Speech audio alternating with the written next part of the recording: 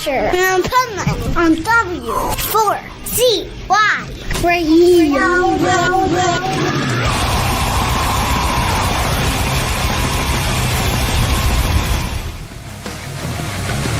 Unshakable fascination with the dark, the forgotten corners of an ancient art. It feels so easy, so natural to fall into night's arms.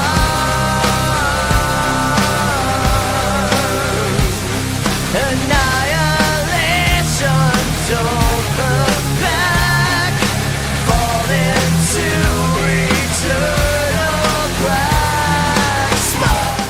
This is the Pipeman here on the Adventures of Pipeman W4CY Radio, and I'm very excited about our next guest because what a badass band and badass musician. So let's welcome to the show Brian from Night's Edge. How are you?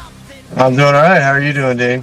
I'm doing great. And so I was checking out all your new music, and it's pretty badass, and I love that there's a lot of variety to it. Okay. Like it's not the same song over and over and over again. Not even the same, sounds like not even the same influences over and over again, which tells me you're a true artist. Well, thank you. Yeah, we definitely, I don't know if we necessarily like consciously try and mix it up song to song or if it just naturally happens that way, but we just write what we want to write and what comes out, and we just try our best to keep it cohesive between tracks, even though it's pretty varied at times. And I think you kind of don't try, and that's what makes you a great artist. It's just like probably everybody that has some input has some different influences and different things that they bring to the table, which brings on variety, which I think makes you unique compared to a lot of bands nowadays that may sound exactly the same. Thank you. Yeah, I appreciate that. I definitely understand what you're saying with a lot of like our contemporaries, you know, sounding very similar to their influences throughout their catalog. So tell me a little bit about the new album. It comes out in August. Tell me a little bit about why this could be the best album yet from you guys. So the new album, The World That Never Was, comes out on August 21st, and it's definitely our best work. It's our strongest songwriting. It's our best arrangements. All three of us are at our best in terms of playing and performance, like quality of musicians. Lyrically, it has the strongest, like, conceptual through line and just word choices and wordplay in the songs. And I think we really started to kind of find our sound on our last album, Strangers, but I think this one, The World That Never Was, this is really an album where what we are bringing forward, if a listener is willing to take the time and dive in, they could get something unique and kind of fall into a different kind of world, different kind of vibe that we bring that you can't really get anywhere else. And you know what? I kind of think too, like, when you're a musician, you want to do better and better each album, and you kind of explore and you get better at your craft. But then you have your old school fans that think you should stay like a garage band. So maybe you can explain as an artist what that feels like when maybe the original people following you want you to stay basically new, beginner, and you as an artist you learn things, so you want to apply to things that you learn as you get better at your craft. Well, I mean, I would think of that in the same way as, a person may think about like, if trying to chase like commercial accessibility, for example. I think that if you are taking too much into account any outside person's opinion of how you should sound, and instead of just sounding how you do sound and how you want to sound, then, you sacrifice a little bit of integrity there. See, I love that because, again, to me, that's a true artist that makes the music for themselves, and whoever likes it, well, they like it because they're on the same wavelength, and whoever doesn't like it, that's okay too, because they may like something different. Yeah, we definitely make music for ourselves, make the music that we want to hear.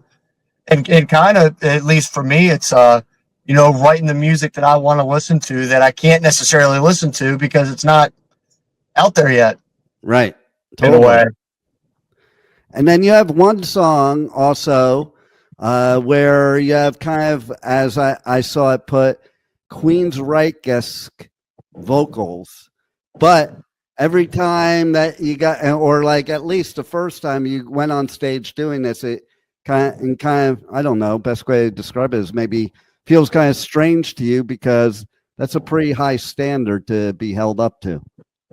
Oh yeah, I know exactly the song. That's "Someone to Stay," which is the first track on the album, and we actually released that. That's out as a pre-release single. We put that out in May, so that's out for anybody who wants to listen to it. Very 80s inspired, kind of has that Queensryche 80s prog vibe, but with the Night's Edge kind of gothy keys, synths, and all the left turns we like to put into stuff. But yeah, for sure, vocally, that is it's like a really challenging song. But I put down the vocals that I thought would serve the song the best. And when it comes to doing it live, I just got to do my best to match what I did in the studio. It's mainly that last scream at the very end of the song. It's pretty high. Sometimes it comes out as just a grit scream, it's all right. But sometimes I nail it. Nice. Wins and losses. Well, even like, okay, you take a lot of bands, they when they do it live, they can't necessarily hit it the same way. Funny story, like Tom from Slayer, when he did Angel of Death, like that was a one-off. When he did that scream in the beginning, they were in the studio.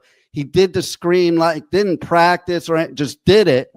Yeah. And then they wanted him to do it again. And he's like, I can't do it again. That was it, but, I think people don't really grasp sometimes that's how it is, man. It's like, even with a riff, like how many times do artists come up with a riff but then they don't like note it down or anything. And it's like, it may never happen again. Yeah, I mean, I definitely do make an effort to reproduce everything we do in the studio live as best as I can. And all of us do. Like we want to sound great, and I think we are good live, but we definitely want to sound great live too. So even though I may have pushed myself in the studio, I kind of interpret that as a, it's a challenge for myself to keep up with that standard live. And what I always want to find out from artists like you is, how do you sing and play an instrument at the same time? Because to me, that's like rubbing your head and your tummy at the same time. I guess just practice. I originally started on guitar, and I've been playing guitar since I was very young. And I started singing and playing guitar in like high school, and I'm in my early 30s now. So just doing it for 15 years. I think it's mostly just practice. Do you feel you get thrown off sometimes? Excuse me? Do you feel you get thrown off sometimes where like sometimes you kind of have to focus more? Sometimes it can definitely be a little bit challenging in that if I don't lock in and really make sure that I'm like in the zone, but not necessarily thinking about what I'm doing. Because if you think about what you're doing, then you're going to screw up.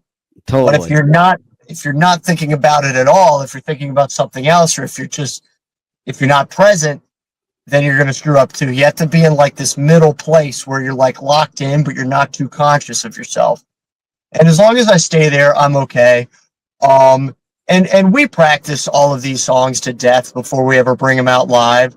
So I'm not going to, we're not going to be playing anything live that we can't get through. Right. And we're able to get through everything before we even get to the studio. So it's just practice. And by the time you see me play it live, I've played it probably 100 times, and I'm just used to it now. I don't know. It's not. I don't have like any sort of specific mnemonic device or learning strategies. I'm not like a trained musician or anything. It's just grinding it out basically. Sometimes it's better to just be doing it. You said practice. I think that's key right there, because it just becomes second nature when you practice it that many times. And that, I think that's the best way to become a great musician. You know, you take somebody like Randy Rhoads, he practiced 8 hours a day every single day. That's why he was a great guitarist. I wish I had the time to practice 8 hours a day every single day. I know, right? I played guitar and I sucked because I definitely didn't even have the time to play an hour every day, or maybe even that strong a desire. I think that takes a lot of desire to do it, and the same thing for 8 hours a day for sure. Yeah, you have to want it for sure. Yeah, totally, and get through that beginning part. For me, the hardest part was, you know, going through scales bored me to hell, and people that were trying to help me play guitar, they're like, you got to do the scales first. You got to do. I'm like, I don't want to do that. I just want to play a song like most people do. But you gotta do that framework, that foundation before you can shred. I mean, I guess I did some of that when I was learning guitar when I was like very young, you know, like elementary school and stuff. But by the time I really started getting good at guitar, I was just playing along to like Metallica and then Sevenfold and whatever I was listening to at the time. That all started right around the same time I started getting into heavy music, like heavy music. Nice. But it was just play, like it was practice. Yeah. What was that first moment that you thought of picking up a guitar? What happened or just music in general? Honestly, my parents got me a guitar for for Christmas or a birthday when I was 6. It was a Squire Mini Strat, like this little bitty baby guitar, but I was a child, so it fit. And it was like, sign me up for lessons, practice half hour a day, and did that, you know. And then by the time I was 10 or so, then I was into it enough and I was good enough at it where I just kept doing it on my own. I kept doing, like, you know, the little lessons and stuff like that. And yeah, then by high school, it was just playing in bands, and not even high school, middle school, playing in bands, doing the whole garage band thing, playing in basements, churches, stuff like that. And so what do your parents think now? Oh, I mean, I think they're happy that I'm, you know, still playing music and still enjoying it. They don't really enjoy the style of music very much, but but I think they're glad that you know, they set me on a path for something that I enjoy in life, and I am glad that they did that. What else do you want to tell us that's going on in the rest of 2025 that the listeners need to know about? So we just put out our third single from the album, Smite. We put that out a couple days ago on June 5th or 6th. It was last Friday. That is out everywhere. There's a really awesome and funny lyric video that goes with that is available on our YouTube. I encourage everybody to check it out. That song's a heavy one. It's a lot of fun, kind of Slipknot reminiscent almost. We have another single coming out next month called Love Fiction. That one's a lot more kind of sad and contemplative, very gothic, almost like a synthwave electronic influence going on in that one. And then, of course, the album, August 21st. And we're going to be doing as many shows as we can. We're in Maryland, Baltimore, Maryland. So we're in the mid-Atlantic area. We do the Weekend Warrior thing where we'll just go to cities around where we are and play shows Friday and Saturday whenever we can. And if anybody wants us to come to our town, let us know. We'll do our best to make it there.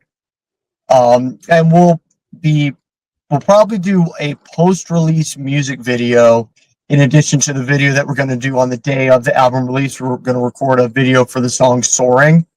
And then once the album's out, we'll probably do one more post-release music video along with just short-form content. All the lyrics for everything will be put out onto Spotify so you can like read the synced lyrics with the videos. And we're going to try and support this album as best as we can and keep it in people's minds after it's released, because we really believe in what we have, and we don't want it to kind of just get lost in the mix. Well, I think the new music is badass, and everybody should definitely check it out. how do they connect to you guys on socials, on the web, get the new music, check out merch, all that good stuff? We are on every social and streaming site that you could think of. So Facebook, Instagram, TikTok, YouTube, Spotify, Apple Music, iTunes, Amazon Music, etc. If you look up Night's Edge, you'll find us.